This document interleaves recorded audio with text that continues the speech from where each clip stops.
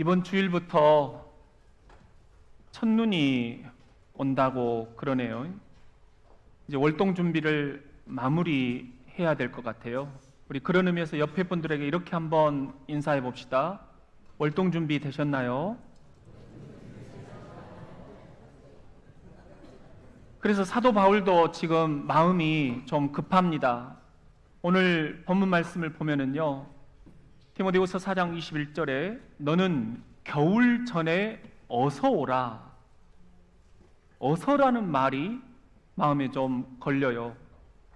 그렇다면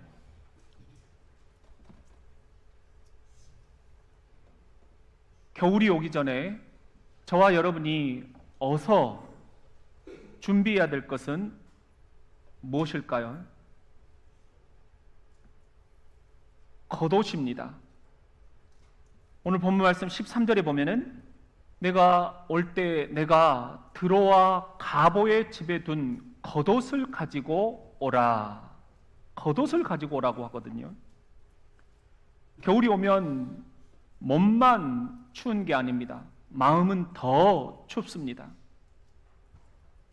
그런 때 겉옷 같은 친구, 이걸 우리 그리스도교 영성 전통에서는 영혼의 친구다, 소울 프렌드다, 그렇게 얘기를 해왔습니다. 여러분, 지금 이렇게 이 겉옷 같은 친구가 여러분들에게 있습니까? 그런 영혼의 친구를 어디서 찾을 수 있을까요? 지난주 한 신문 기사가 났는데요, 6년째 1인 샤브샤브 가게를 운영하는 사장님 이야기였어요. 사장님은 처음 영업을 시작하셨을 때 8,900원으로 시작을 하셨대요. 1인 샤브샤브. 그런데 물가가 이제 계속 오르니까 2년 후에 1,000원을 올리신 거예요. 9,900원이 된 겁니다. 그런데도 물가를 맞출 수가 없는 거예요. 그래서 지난 4월에 1,000원을 더 올리셨어요. 얼마죠? 1,900원으로 올리신 겁니다. 근데 사장님은 이게 너무 미안한 거예요. 가격을 1,000원 올려도 100인분 팔아야 10만 원 더 남는 거다. 1인분에 10,000원을 넘으면 소비자에게 부담이 될까봐 고민이 많았다. 특히 학생들, 어르신들 부담스러워 할 것 같아 너무 미안했다. 그렇지만 물가가 잡히질 않으니 어쩔 수 없이 1,000원을 더 올렸다. 그리고는 죄송한 마음에 가격을 올리는 심정을 칠판에 적은 뒤에 손님들이 볼 수 있게 카운터 옆에다가 뒀다. 이렇게 설명을 하고 있더라고요. 그런데 어느 날 한 손님이 계산을 마치더니 사장님에게 휴지 한 장을 건넨 거예요. 휴지를 받아든 사장님, 갑자기 당황을 한 거죠. 웬 휴지냐? 손님이 건넨 휴지에는 이렇게 써 있었습니다. 가격 올라도 괜찮습니다. 사장님 정성이 느껴집니다. 올 때마다 정말 푸짐하고 맛있게 잘 먹고 갑니다. 계속 올 수 있도록 번창하시고 오래오래 해주세요. 사장님이 이렇게 이야기를 하셨어요. 내가 9번 잘해도 실수 한 번으로 마음이 돌아서는 게 손님인데 별것 아닐 수 있는 저 메모가 어찌나 감사하던지 내 마음속 죄송함이 씻겨 나가는 듯했다. 이 사연을 접한 누리꾼들 이야기입니다. 저런 편지 나도 받으면 힘이 솟구칠 듯하다. 내가 다 눈물이 난다. 저렴한 가격에 맛있는 음식을 내주려는 사장님과 그 마음을 알아주는 손님, 위로받고 간다. 참 마음 따뜻한 반응들을 보였습니다. 사랑하는 성도 여러분, 겨울이 오기 전에 이런 고독 같은 사람들, 추위를 함께 덮어줄 수 있는 사람들, 우리 기독교에서 얘기하는 영혼의 친구를 우리들이 발견할 수 있다면 이 세상에서 가장 그는 행복한 사람이 아닐까요? 그게 부부일 수도 있죠. 혹은 목사와 장로 사이일 수도 있죠. 혹은 성도들 사이일 수도 있죠. 혹은 부모와 자녀 사이일 수도 있죠. 혹은 형제 지간일 수도 있죠. 혹은 직장 안에서 동료일 수도 있죠. 겨울이 오면 몸도 춥지만 마음은 더 추워진다는 것. 이럴 때 겉옷처럼 내가 있잖아. 그런 영혼의 친구를 우리들이 만들 수 있다면, 그런데 아무리 봐도 이런 영혼의 친구를 만들 수 없다는 분들도 있어요. 그렇다면 여기 놀라운 복음이 있습니다. 요한복음 15장 14절 시작. 너희는 내가 명하는 대로 행하면 곧 나의 친구라. 누구 말씀이에요? 예수님 말씀이에요. 그런 친구 찾기 쉽지 않지? 내가 친구가 되어줄게. 이제는 우리 사이 종과 주인 사이 아니다. 이제는 너랑 나랑 친구 사이다. 모든 비밀을 다 나눌 수 있는 친구 사이다. 예수님이 이렇게 영혼의 친구, 겉옷이 되어주시겠다 말씀을 하고 계십니다. 이보다 더 큰 복음은 없는 거예요. 올해 달력이 달랑 한 장 남았습니다. 겨울이 오기 전에 내 영혼의 겉옷, 월동 장비로 제 1호로 겉옷을 챙길 수 있기를 주님의 이름으로 축원합니다. 그렇다면 겨울이 오기 전에 저와 여러분이 어서 준비해야 할 목록은 또 무엇이 있을까요? 성경책입니다. 오늘 본문에 보면은 13절 하반절에 또 책은 특별히 가죽 종이에 쓴 것을 가져오라. 여기서 책은 여러분들이 짐작하시듯이 성경책이에요. 그런데 오죽하면 가죽 종이에 쓴 것을 가져오라고 했을까? 사도 바울은 아주 애지중지 아꼈던 그런 성경책이 있었던 것 같아요. 여행 중에 그걸 다 들고 다닐 수가 없으니까 누구 집에 맡겨놨는데 그걸 겨울이 오기 전에 가져와라. 꼭 내가 그 성경책으로 읽고 싶다. 사도 바울은 수많은 간증이 있었습니다. 환난과 핍박, 조롱과 수모, 모욕을 당할 때에도 주의 복음을 전하면서 예수 그리스도의 말씀, 이 말씀이 얼마나 소중한가 그걸 알았어요. 그래서 가죽 종이에 쓴 성경책을 꼭 눈으로 보고 옆에 두고 이 겨울에 읽고 싶었던 것입니다. 그래서 히브리서 저자도 이렇게 고백을 합니다. 히브리서 4장 12절에 보면은 하나님의 말씀은 무엇보다도 먼저 살아있다라는 거예요. 성경책에 죽어있는 문자가 아니라는 거예요. 여러분이 하나님의 말씀을 읽으면 여러분의 영혼이 살아날 줄로 믿습니다. 여러분이 하나님의 말씀을 읽을 때 여러분의 지친 영혼도 살아날 줄로 믿습니다. 더 놀라운 것은 하나님의 말씀은 여러분의 죽어가는 육체도 살려낼 줄로 믿습니다. 하나님의 말씀은 살아있다. 그러니 우리가 겨울이 오기 전에 하나님의 말씀을 가까이 읽고 또 읽을 수 있도록 보고 또 볼 수 있도록 준비를 해야 되지 않겠느냐, 그런 거예요. 사랑하는 성도 여러분, 이제 겨울이 머지않았습니다. 눈 내리고 바람 불고 날 추운 겨울이 다가오고 있습니다. 그 겨울에 거기 홀로 서 있으시겠습니까? 아니면 겨울이 오기 전에 하나님의 말씀, 나를 살리신 생명의 말씀, 성경책을 가까이 두고 읽고 또 읽고 보고 또 보면서 생명줄 말씀을 붙잡으시겠습니까? 연초에 성경 통독 한 번은 결심을 하셨죠.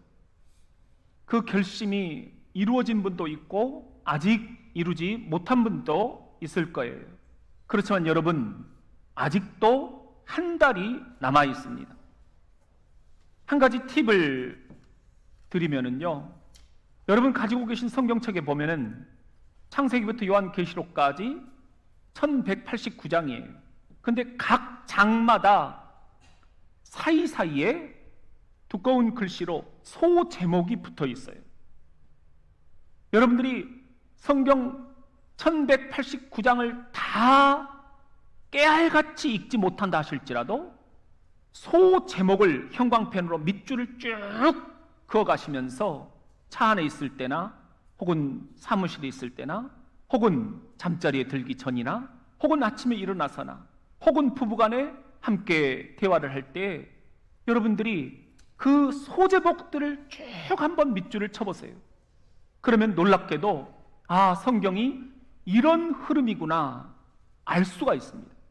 그리고 내가 이 성경을 소제목으로 완주했구나 성취감도 느끼게 됩니다. 저는 그렇게 하고 있습니다. 올해 달력이 이제 달랑 한 장 남아 있습니다. 겨울이 오기 전에 나를 살리신 생명의 말씀, 이 성경책을 월동장비 제2호로 꼭 챙기시기를 주님의 이름으로 축원합니다.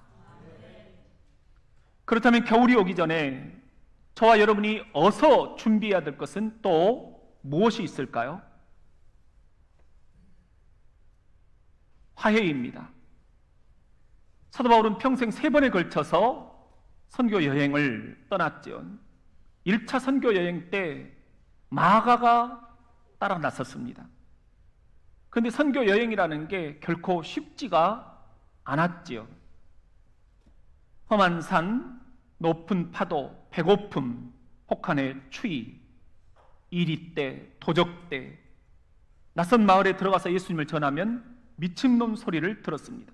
성경의 기록에 보면은 돌로 맞았습니다. 몽둥이로 맞았습니다. 피투성이가 되어서 동네 밖에 던져졌습니다. 마가는 겁을 먹었습니다. 중도에 포기했습니다. 그리고 집으로 돌아가 버렸습니다. 배신감, 이 중요한 순간에 나를 버리고 돌아가 버리다니 서운했겠지요. 그런데 2차 선교 여행 때 마가가 다시 신청을 했습니다. 사도 바울은 이런 지하에 거절했습니다. 한 번 배신자는 영원한 배신자다. 그래도 손이 부족하니까 데리고 갑시다. 바나바가 설득을 해보지만 바울은 마음을 열지 않았습니다. 그 말이 마가 귀에 왜 안 들어갔겠어요? 마가도 서운했습니다. 섭섭하고 앙금이 생기고 응어리가 졌습니다. 마가와 바울 사이, 그렇게 해서 건널 수 없는 강이 형성되었습니다. 여러분에게도 지금 이런 사람이 있지는 않습니까? 어쩌다가 그렇게 우리는 서먹서먹한 관계가 되어버렸습니까? 돈 때문입니까? 일 때문입니까? 말 때문입니까? 아니면 자존심 때문입니까? 정말 그렇게 미운 존재들입니까? 겨울이 오고 있음을 직감한 사도 바울, 중대 결심을 내립니다. 내가 먼저 마가에게 화해의 손길을 내밀어야 되겠다. 그래서 디모데에게 이렇게 편지를 보냅니다. 11절 보면은요, 누가만 나와 함께 있느니라. 네가 올 때에 마가를 데리고 오라. 그가 나의 일에 뭐하니라? 유익하니라. 지금까지는 마가가 나를 배신했다라고만 생각한 거예요. 그래서 서운하고, 그래서 속상하고, 보기 싫고. 그런데 지금 생각해 보니까는 마가도 나의 일에 유익한 존재였다. 이게 깨달아지는 거예요. 그러고 보면 처음부터 나쁜 사람은 없는 법, 어쩌다가 서먹서먹한 관계가 되어버린 것, 우리 이렇게 서먹서먹한 상태에서 추운 겨울을 맞이할 수는 없다는 것. 그래서 예수님께서 이렇게 말씀하십니다. 마태복음 5장 23절에 보면은, 그러므로 만일 네가 성전 제단 앞에 서서 하나님께 제물을 드리려고 할 때 내게 원한을 품은 형제가 생각나거든 그 제물을 제단 앞에 두고, 제단 앞에 이렇게 두고 먼저 가서 그에게 사과하고 화해해라. 이게 먼저다. 그리고 와서 제물을 하나님께 드려라. 그래야 하나님이 기뻐 받으신다. 어떤 마을에 두 집이 참 대조적이었습니다. 한 집은 7식구였는데 항상 밝고 명랑한 웃음소리가 담을 넘어왔어요. 또 한 집은 3식구였는데 항상 시끄럽고 말썽이 많았습니다. 어느 날 3식구 아버지가 7식구 아버지를 찾아가서 물었습니다. 댁은 식구가 이렇게 많은데 언제나 명랑하고 화목하게 지내고 계시는데 무슨 비결이 있으면 좀 알려주세요. 그러자 7식구 아버지가 대답을 했습니다. 그 집은 잘난 사람들만 모여 살기 때문에 그렇고 우리 집은 못난 사람들만 모여 살고 있기 때문에 그렇소. 이 3식구 아버지가 영문을 몰라서 고개를 갸우뚱하니까 설명을 이렇게 덧붙이는 거예요. 우리 집에서는 누가 컵을 깨트렸을 때 깨트린 사람이 내 잘못이라고 먼저 합니다. 그러면 다른 사람이 아니야, 내가 거기다가 컵을 둔 게 잘못이야, 내 잘못이라고 이야기를 합니다. 그러면 또 옆에 있는 식구가 아니야, 거기 컵이 있는 거 내가 봤는데도 안 치운 게 내 잘못이야. 이렇게 서로가 내 잘못이라고 이야기를 합니다. 서로 자기 탓이라고 용서를 구합니다. 3식구 아버지는 그제서 고개를 끄덕입니다. 진리는 참 가까운 데에 있었군요. 우리 집은 정반대였네요. 무슨 일이 생길 때마다 왜 조심성이 없느냐? 왜 그런 곳에 컵을 두었느냐? 왜 나만 야단치느냐? 서로 남탓만 하고 있었습니다. 사랑하는 성도 여러분, 관계들이 서먹서먹할 수 있습니다. 저도 그러니까요. 그게 다반사입니다. 정상이고요. 그런데 한 달 남았잖아요. 겨울이 오기 전 이 서먹서먹한 관계를 어떻게 할 것인가? 이때 중요한 것이 있습니다. 한번 따라 합시다. 내 책임도 있다. 사도 바울은 지금 그렇게 얘기를 하는 거예요. 그동안은 마가탄만 했는데 생각해 보니까 내 허물도 있구나.